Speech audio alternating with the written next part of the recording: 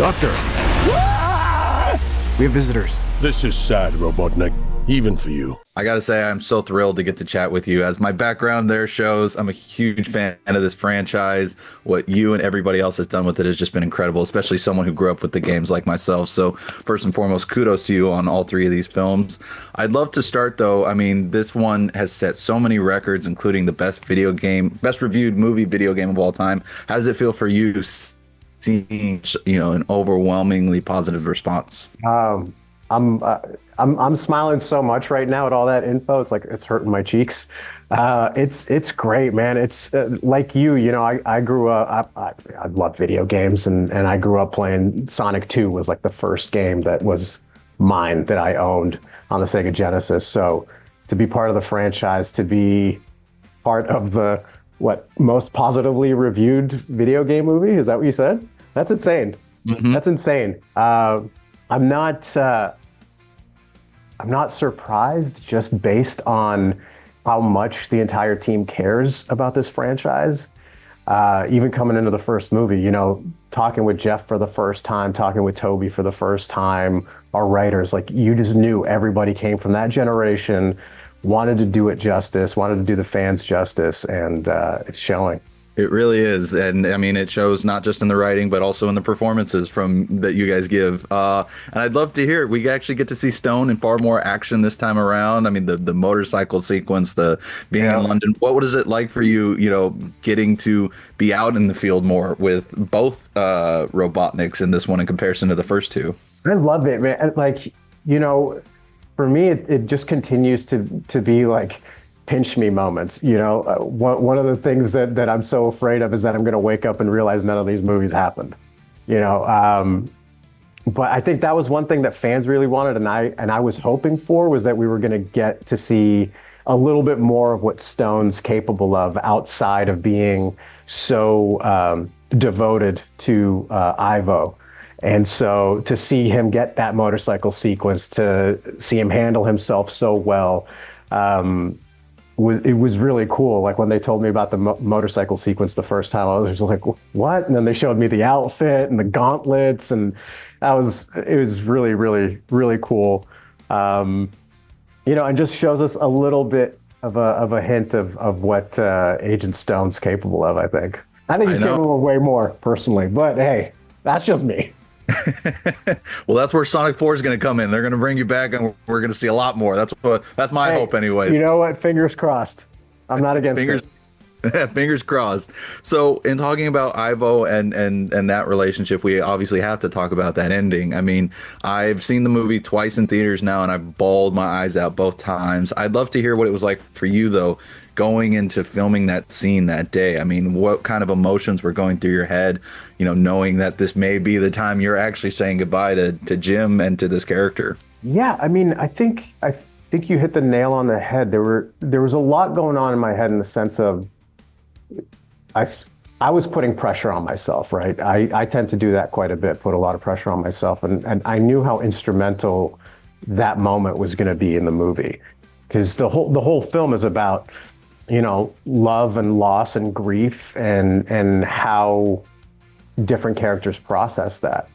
And I think for me, it was like, this scene has to work. This moment has to work. It's going to be a payoff. And for all of us, it's kind of like, we don't know what the future holds. So it was a little bit of like, is this a real goodbye for me to the franchise? Is this a goodbye to Jim? Is this a goodbye to the characters?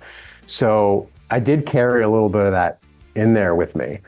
And it was just having Jeff there and having a team that we've all worked together for so long. I think, I don't want to say it wasn't challenging as a performance, but I think I just reminded myself, be grounded, breathe, you're supported, and just, whatever happens, happens, as far as emotions and everything. But yeah, I've been hearing a lot about that scene from fans. You guys have written about it.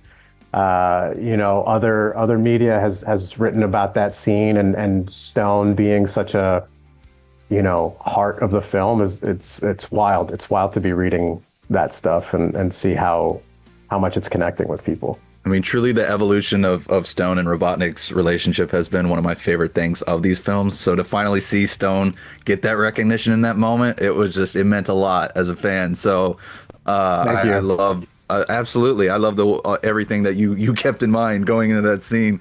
On a more positive note, though, I would also love to talk about Stone's little bit with Tails because I find it so funny how quickly they strike up a positive rapport with one another. I'd love to hear, why you think it is Stone connects quicker to Tails than the other aliens, and also what it was like filming that, since you got a stand-in versus actually another actor to work off of. Yeah, I mean, I was stoked, number one, to realize I was getting to interact with all of the animated characters, because Stone only interacted with Knuckles out of the two movies prior.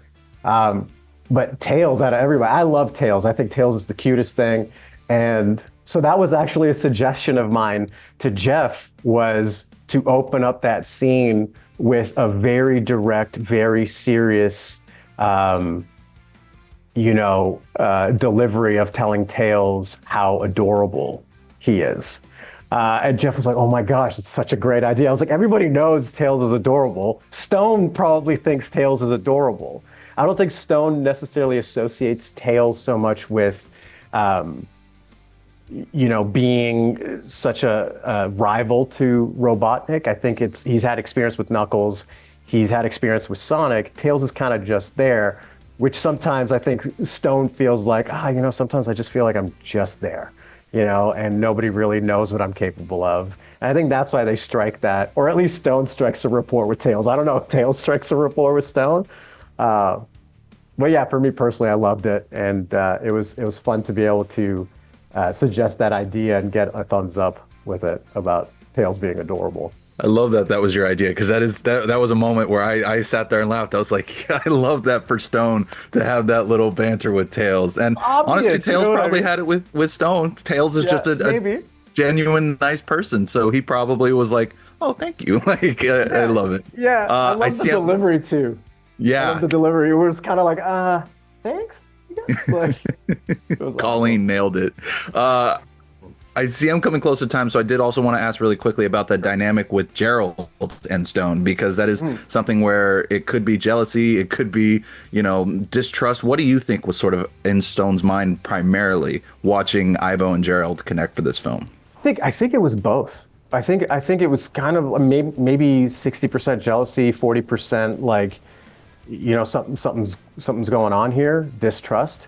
I'd lean to like 60-40, 50-50 kind of thing. I think it was right there. Definitely jealousy for sure. But also he catches on to something's going on. Like, this guy's not going to just turn up out of nowhere and be like, oh, grandson. Stone's smarter than that. And boy, did he have something up his sleeve. And for anybody who hasn't seen it in theaters yet, I can't wait for them to see it on digital and to spread the word about it. And Lee, I'm going to be keeping my fingers crossed that we hear you coming back for 4, because I definitely want to see more of Stone. So truly an honor to get to chat with you, man. Thank you for taking the time. Thank you so much. I appreciate that. Hopefully. Absolutely. I need room. But, sir, I don't have the proper materials. Found some.